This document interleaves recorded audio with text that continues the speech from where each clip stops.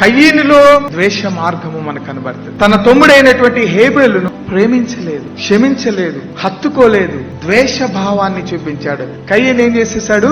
తన తమ్ముడిని చంపేశాడు. ద్వేష మార్గం. ఇది నాన్న క్రైస్తవ జీవిత ప్రయాణములో మనకు ఎదురయ్యే మార్గాలలో ఆ ద్వేష మార్గము మనకు ఎదురవుతుంటది మన జీవితంలో.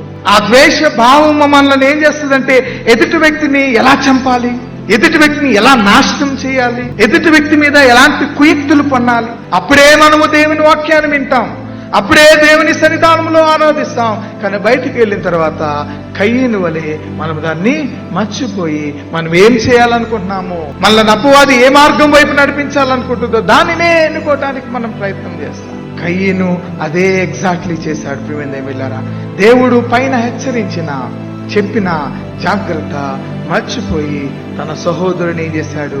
చంపివేసి ద్వేష మార్గమును ఎన్నుకున్నాడు.